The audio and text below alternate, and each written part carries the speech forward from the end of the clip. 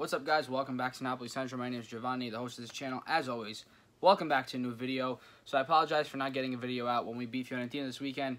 I was at work, but got to watch the game today against Red Star, and that's why you're here. So this will be a match review on Red Star versus Napoli.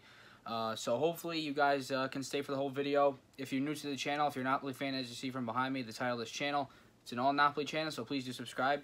If you're a fan of any other team, if you're a Red Star fan here watching this video and you understand what I'm talking about, please do subscribe as well. If you just want to keep up to date with Napoli, it would be greatly appreciated. You guys have been awesome with the support. We're almost at 350 now. And hopefully after this video we'll hit 350. So a 0-0 result. Not the best result. In fact, I'm pretty upset about this result, but I don't want to be all, monotone and pissed off on this video. But it's just not a good result. Especially after what says here, we had 73% possession of the ball, and we couldn't do much with it. I mean, we had 20 shots. I'm sure there was, I think, according to this, 8 on target, but we had at least 20 shots during the game. But it's just, we weren't able to cash in, and it comes down to that. Lack of finishing the chances. Obviously, you need to finish these chances. We needed 6 points from Red Star in this group. And no offense to any Red Star fan watching out here. But, Napoli, if they wanted to advance, they still can, but to advance, 6 points minimum from that team is what you wanted to get, ideally in a realistic situation to qualify from the group. Now, that's obviously not going to happen now because we already dropped 2 points. We have 1 from Red Star away, and we have to beat them at home now. But now, with Liverpool winning in injury time to make it 3-2 for, Liverpool, they were winning 2-0. Dropped 2 goals. I mean, conceded 2 goals. It's 2-2. It's looking like everyone will be at one point in this group. And then, out of nowhere, late in stoppage time, I believe it was Firmino, if I'm not mistaken, makes it 3-2. They get 3 points. So it's 3 Liverpool, Red Star, Napoli at 1, PSG at 0. So now we must beat Liverpool at home and probably have to get a result away.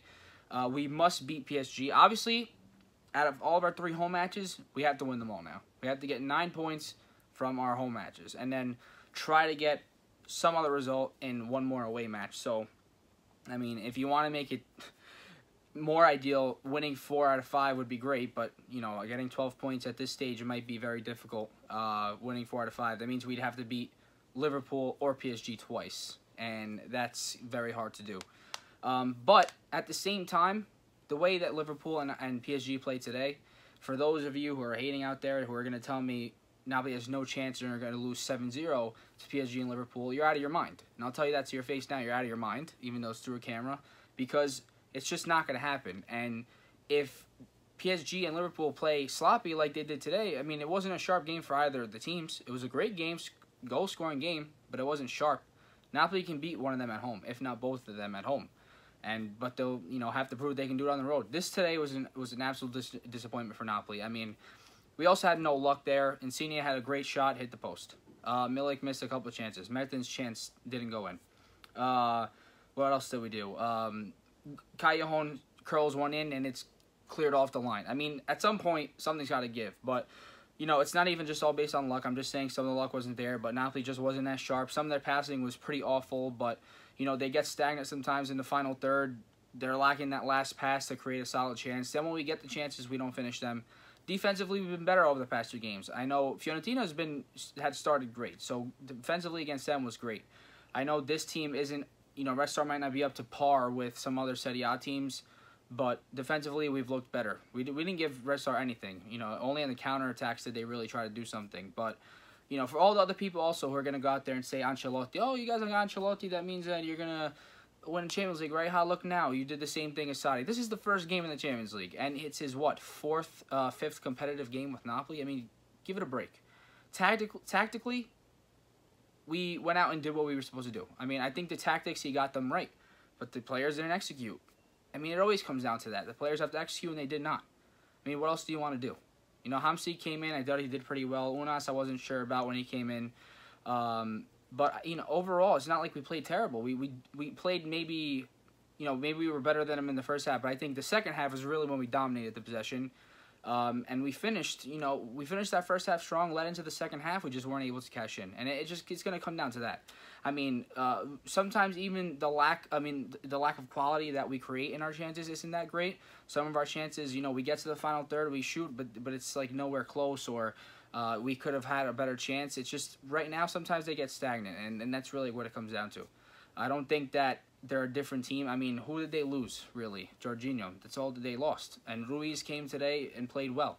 Allan played well. Another thing is that we got a lot of yellow cards in this game, which isn't fun to see.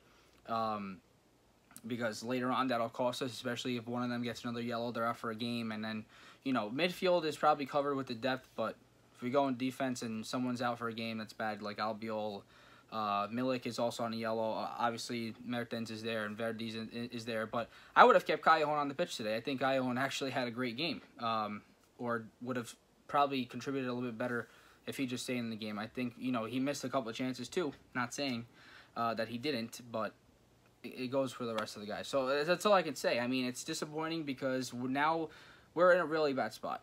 Let's just put it that way. We have to beat PSG and Liverpool at least once at home and then one of them away. And that means we'll have to clean sweep one of them in both games. And it's doable, but it's going to be tough. I mean, it's going to be tough. We have the quality players. Obviously, they might have more of the quality of players, but it's tough. I mean, is Ancelotti managing a Real Madrid? No. Is he managing a Bayern Munich? No. We're clearly not Real Madrid and Bayern Munich. And it's going to take these growing pains to get there at some point, and we just have to go through it. And that's what it's going to be. At least they didn't lose this game. At least we got the point, but that's all I can say. I'm pretty bummed out. I'm sorry for rambling, but you got to go on and beat Liverpool and PSG, and I think it's doable, especially at home. So got to go out there and perform. Defensively, been better. Just got to finish those chances when we get them. And one more thing before I finish really quick. This Milik hate is just stupid. Just relax with this. First of all, last year he came back from an injury again and didn't have, didn't have all this time to play. This is his really first season in almost a year and a half that he's playing full regular matches again, or can play 70 minutes before he's subbed out, or play the whole 90 minutes. Give the guy a break. He came on last week and had the game-winning assist to Insigne. If he never came on, what if they might have finished 0-0 against Fiorentina? So give me a break with this. Milik is not quality. He can't finish. It's all bullshit. It's bullshit. I'm going to say it now. It's just crap. And you guys need to relax with that. Give the guy a freaking chance before you say that he's not good enough. Okay? Because Mertens and him, when they're together, play a lot better. Okay? I'm not going to say, let's put Mertens in the striker position. I don't want that to happen. I'd rather have Milik there. But that's right now. If we go through this whole season and he's bad, fine. But give it a break. We're not there yet. Just let it develop. Ancelotti's 5 competitive games under Napoli. Okay, preseason, he still have to iron out stuff. So it's not branded yet. It's not like we lost a whole group of guys. It's not like we just forgot how to play, okay? They just haven't finished the chances. They haven't created enough chances. They have to play sharper, and they'll get together if they want to win. Just leave it at that. So, Forza Napoli always, though. We'll keep it at that. Not giving up yet. We'll see what happens, especially against Liverpool. I think we play Liverpool next, right, at home, so we'll see what happens. If you guys had agreed with anything I had to say, even if you didn't like what I had to say, if you guys can just slap a like button, that would be great. Subscribe to the channel. That would be awesome as well. You guys have been helpful. Like I said, you guys have been awesome with the support, and I appreciate it. We'll do better next time, guys. See ya. Ciao.